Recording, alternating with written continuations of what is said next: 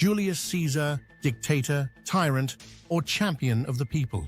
For centuries, we've been told that Caesar was the villain who brought down the Roman Republic. But is the story really that simple? What if Caesar wasn't the enemy of democracy, but the one trying to fix a broken system? The Roman Senate, those self-proclaimed defenders of democracy, certainly painted Caesar as a dictator. But in reality, their agenda was far more self-serving. Let's take a closer look at how the Senate wielded democracy as a tool to maintain their power, and how Caesar's challenge to their authority reshaped Rome forever. The Roman Republic prided itself on being a democracy, a system where citizens could vote and have their voices heard. But in practice, this was far from the truth.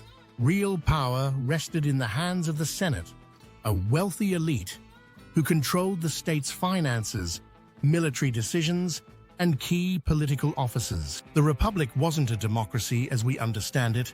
It was an oligarchy. The Senate's primary goal wasn't to represent the people, but to safeguard their own status and wealth. Calls for reform, no matter how justified, were met with fierce resistance as the Senate clung to their privileges, using the rhetoric of democracy to disguise their true motives. Julius Caesar's rise wasn't a sudden power grab. It was built on years of growing popular support. His military victories in Gaul made him a hero among Rome's lower classes and veterans who were desperate for change. Caesar recognized the deep inequalities in Roman society, from crushing debt to unfair land distribution, and he proposed bold reforms to address them. His initiatives, such as redistributing public land to veterans, relieving debt, and giving greater representation to the provinces, resonated deeply with the people. These reforms weren't just popular, they were necessary for Rome's survival. But to the Senate, Caesar's agenda was a direct threat to their grip on power. The Senate's wealth and influence were tied to their vast landholdings and financial dominance. Any move to redistribute land or relieve debt struck at the heart of their authority. To the Roman people, Caesar was a reformer and a leader who represented their needs. To the Senate, however, he was a dangerous disruptor.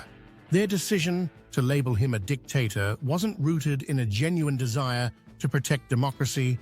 It was a calculated effort to discredit him and preserve their control.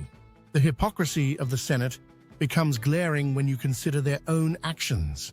While accusing Caesar of seeking kingship and undermining the Republic, they had no qualms about bending the political system to serve their interests. The Senate had a long history of blocking reforms that benefited the poor and even resorting to violence against leaders like the Gracchi brothers, who had also championed land reform. Their claims of defending democracy against Caesar were a smokescreen, concealing their true agenda, preserving an aristocratic monopoly on power. In 49 BCE, Caesar faced a critical decision. The Senate had blocked his political career, branded him a criminal, and left him with no path forward except to cross the Rubicon River with his legions. This act, often portrayed as the defining moment of Caesar's ambition, was far more complex. Caesar didn't march on Rome simply to seize control. He was defending himself against a Senate that had made it clear they wouldn't allow him to return without facing prosecution. His crossing of the Rubicon wasn't the act of a dictator in the making. It was a response to an entrenched elite unwilling to accept change. The Senate framed Caesar's actions as a threat to the Republic, claiming he was on a path to tyranny. But their cries of defending democracy were hollow. They weren't protecting the Republic, they were protecting their own interests. Caesar's rise revealed the deep flaws in a political system dominated by a privileged few who refused to adapt to the realities of a changing Rome. After Caesar's assassination in 44 BCE, the Senate declared they had restored the Republic. Yet instead of stability, chaos ensued. Factions vied for power, and Rome descended into civil war. Ultimately, Caesar's adopted heir, Octavian, emerged victorious, marking the end of the Republic and the beginning of the Roman Empire. So, who was truly responsible for the Republic's fall? While Caesar's actions undeniably played a role, the Senate's inability to embrace reform was a significant factor. Their hypocrisy and resistance to change accelerated the decline of the very system they claimed to protect. Labeling Julius Caesar a dictator oversimplifies a far more nuanced political story. His rise to power was driven by popular support and a genuine attempt to address Rome's pressing problems. The Senate's opposition wasn't about protecting democracy, it was about preserving their own power. By framing Caesar as the villain, they distracted from their own role in undermining the Republic. Their selective approach to democracy, combined with their refusal to adapt, paved the way for the empire and a system where future leaders would wield far more power than Caesar ever did. The story of Caesar and the Senate is a powerful reminder of what happens when elites prioritize their own interests over the greater good.